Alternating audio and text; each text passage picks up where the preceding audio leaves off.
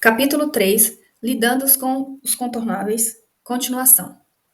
Um erro não na vida não é uma vida de erros. Padre Zezinho. Pessoas são assim. Na comédia romântica, de repente, 30, o sonho da adolescente Gena é poder se livrar de alguns incontornáveis, os colegas de escola, de forma que eles sejam contornáveis e ela não precise mais lidar com eles. Explico? Gena não era aceita no grupo das garotas populares da escola e não tinha aos seus pés o garoto mais cobiçado. Ela prestava favores a eles por ser inteligente, como forma de comprar seu ingresso na entrada do grupo. Mas isso sempre durava muito pouco.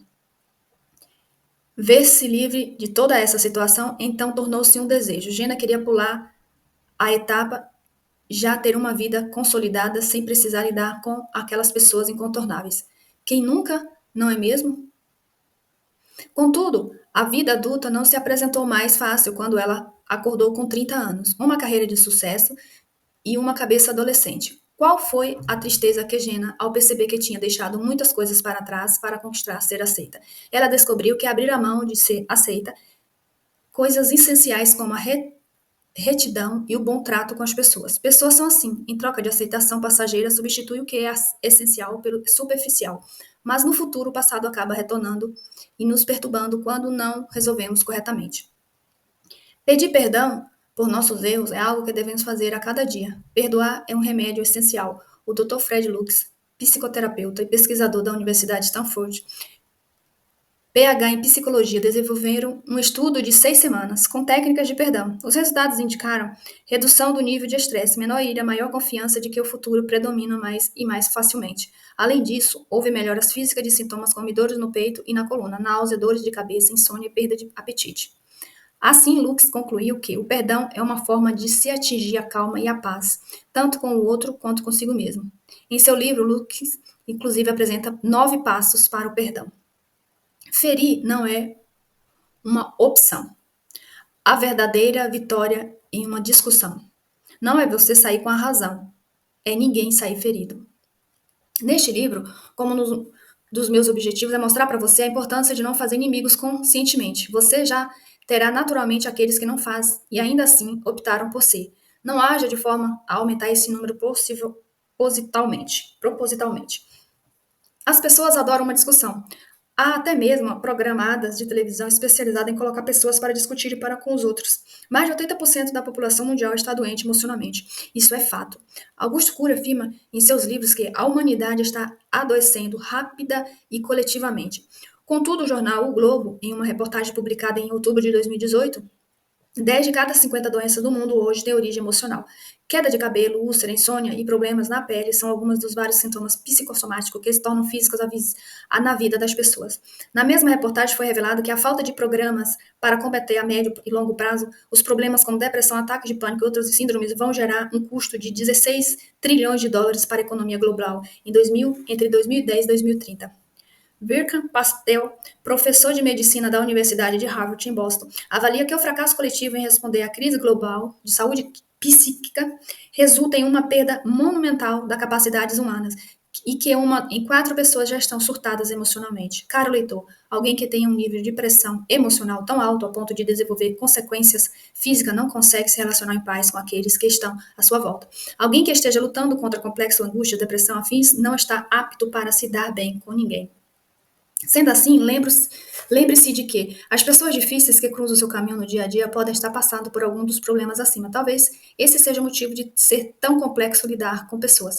Cada um tem sua história, suas batalhas íntimas, seus fantasmas emocionais. O livro da sabedoria milenar nos apresenta uma solução para alcançarmos a felicidade. Evitai que alguém retribua outrem mal por mal. E o que podemos concluir disso? Você não tem como impedir que façam mal a você. Aquilo que acontece com você não pode ser controlado, é externo. Contudo, suas reações ao mal que lhe é infligido depende única e exclusivamente de você, não internas. Os contornáveis são pedras no caminho. Não vale a pena machucar o pé chutando pedras. E a sabedoria confirma. Em outro texto, que essa é uma escolha individual e interna, se possível, quanto depender de vós, tende paz com todos os homens. Negocie com dólares em euros, arrisque-se por bitcoins, mas não brinque com a sua paz. Nada é mais caro que isso. Não vale a pena negociá-la. Reflita sobre a sua vida e aquela que está ao seu redor. O que ser humano realmente consegue fazer sem paz? A paz só é possível quando a capacidade de perdoar torna-se maior do que o desejo de estar certo. Há uma expressão que se tornou popular no Brasil e que é atribuída ao poeta Ferreira Goulart. Você tem de escolher se quer ser feliz ou ter razão.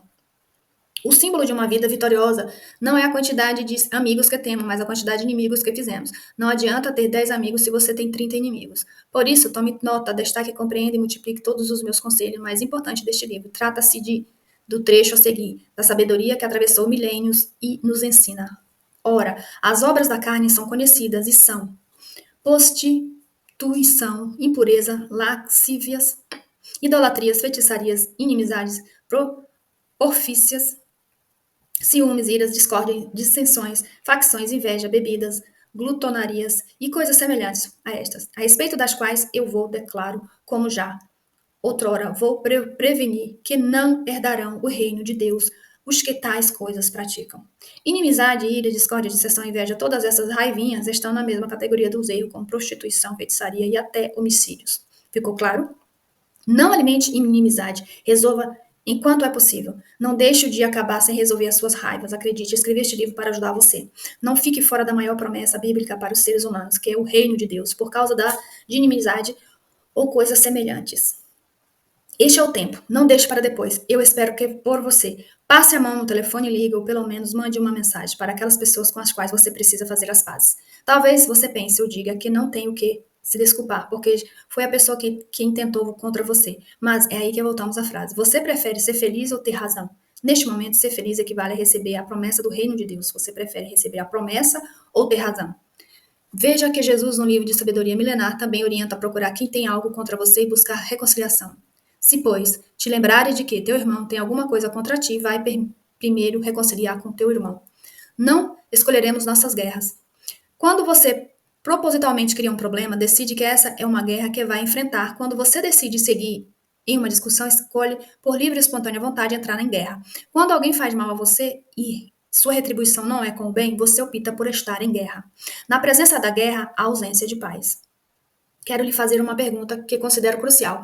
Quanto vale a sua paz? Na minha vida, eu garanto eu garanto a você, paz não tem preço. Então, não entre em uma guerra que não é sua. Todos temos problemas na vida. Não é justo entrar no problema de outros, sem nem sequer ter resolvido os seus. Estar em paz vale mais que isso. Vale muito mais do que comprar a briga de alguém, ainda que seja muito querido. Entenda que não existe relato imparcial. Quando uma pessoa conta algo a você, há um histórico, ou pelo menos uma gama de sentimentos que faz que essa pessoa tenha entrado nessa guerra. Não cabe a você ser juiz da dissensão, que nem sequer é sua. Atente para o que a sabedoria divina nos diz a respeito disso.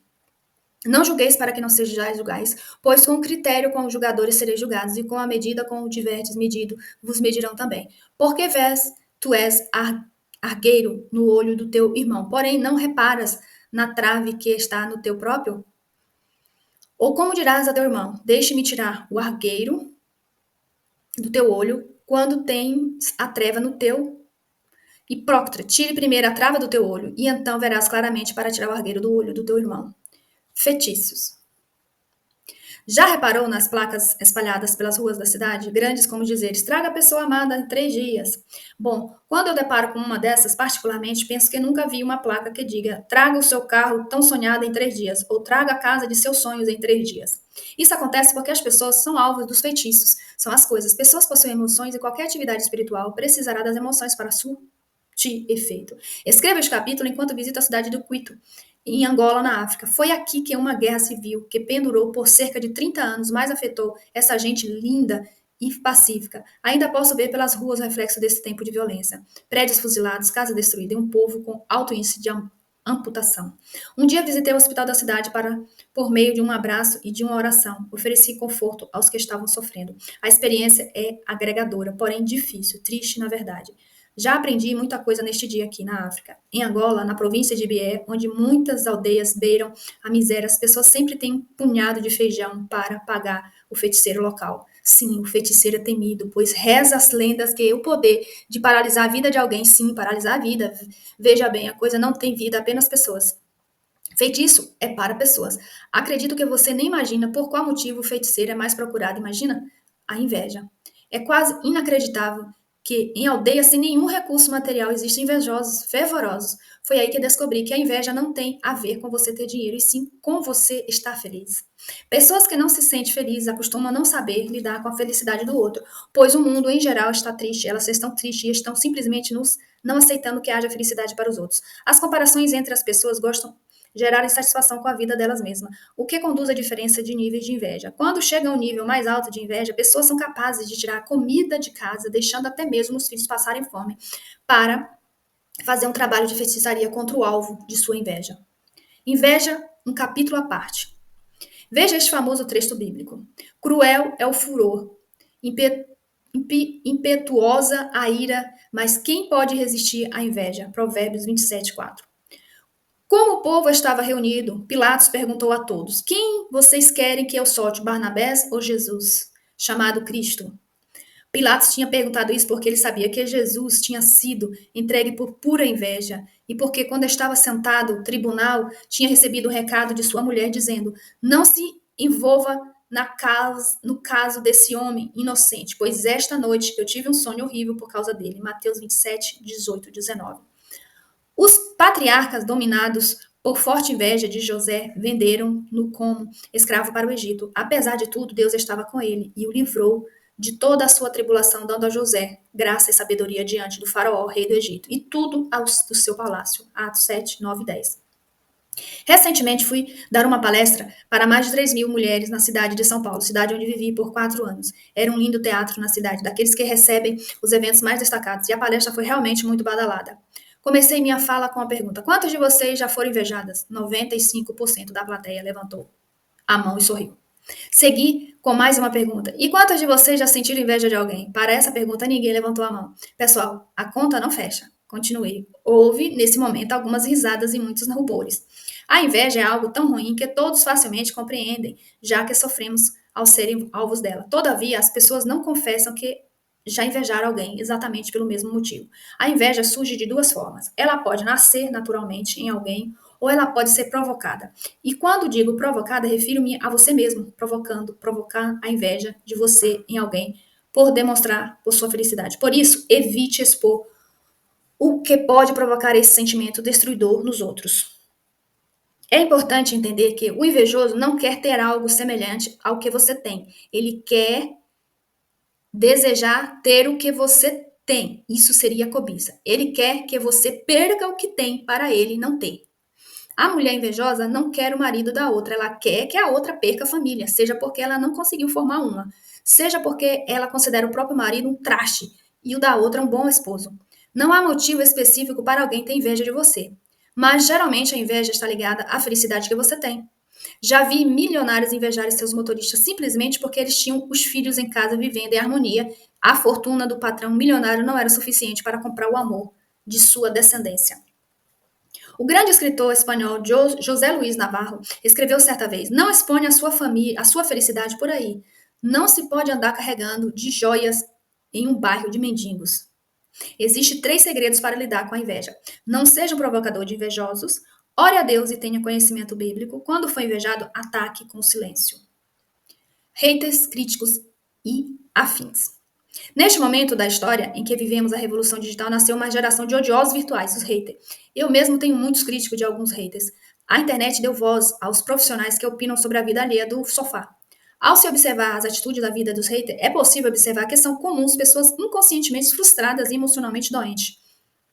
Boa parte dessas pessoas cria perfis falsos para se proteger, com uma armadura emocional, com a intenção de atacar pessoas e não ser descobertas, pois uma vez descoberta será exposta o que acabaria com elas.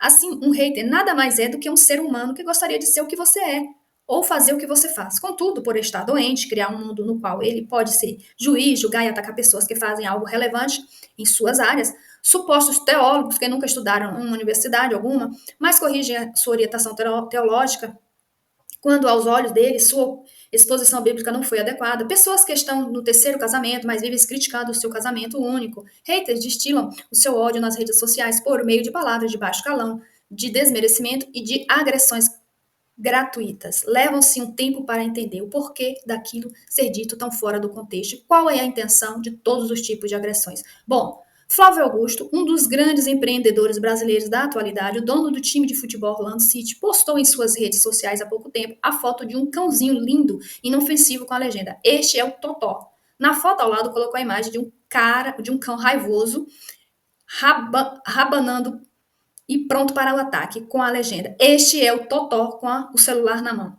É exatamente assim. A proteção que as pessoas sentem pelo fato de estarem anônimas por trás de uma tela de celular revelou o caráter e as doenças emocionais de muita gente.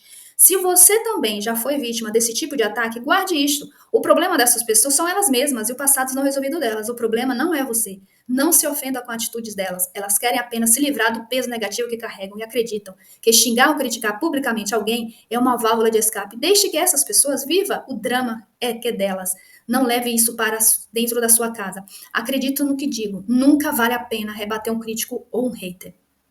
É importante ressaltar que neste capítulo estou falando sobre gente contornável. Se o seu crítico, por exemplo, é seu pai, um familiar ou um seu colega de trabalho, é necessário usar outras ferramentas apresentadas neste livro para encontrar a melhor solução. O hater ou crítico contornável, ou seja, aquele com os quais você não é obrigado a conviver, não merece resposta. Por eles, não buscam solução. O que eles desejam é a sua atenção. Recentemente, um grupo de haters se reuniram para me atacar via redes sociais ao mesmo tempo. Entenda, aqui que foi um ataque claramente organizado. Discurso de ódio em nome de Deus, como os séculos passados. Xingamentos e até mesmo ameaças fizeram parte desse ataque. Em vez de me abalar emocionalmente, comecei a estudar o que estava acontecendo. Foi incrível. Percebi várias coisas entre elas. Todos buscavam me corrigir, mas nenhum deles o fez em privado. O recurso está disponível. Bastaria clicar em mensagem, mas isso deixou claro que eles queriam atacar em público. Eles não me atacavam em suas próprias redes sociais, eles sequer falavam para o público deles, mas entravam nos comentários das minhas postagens e me agrediam. Olha, como tudo isso é revelador. E tem mais, um deles colocou exatamente assim: "É esse desgraçado?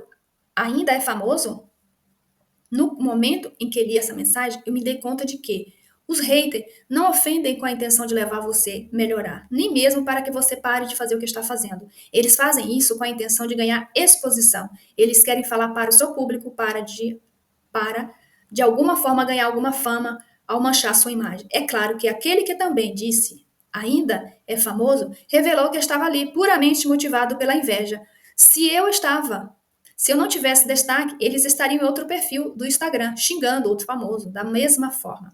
Para lidar com os haters, lembre-se de que Jesus teve mais hater do que você. O hater odeia porque deseja atenção e a sua audiência. Sendo assim, jamais responda a ele.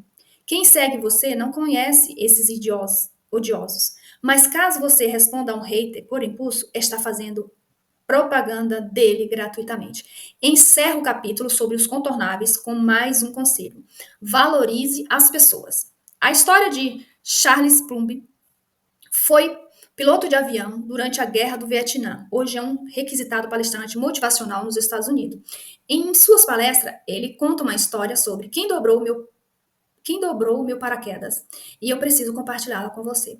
A história é a seguinte: depois de muitas missões, seu avião foi abatido. Pomble soltou de paraquedas. Ele foi capturado e passou 6 anos numa prisão norte-vietnamita. Ao retornar aos Estados Unidos, passou a dar palestra, relatos da sua experiência e o que havia aprendido na prisão.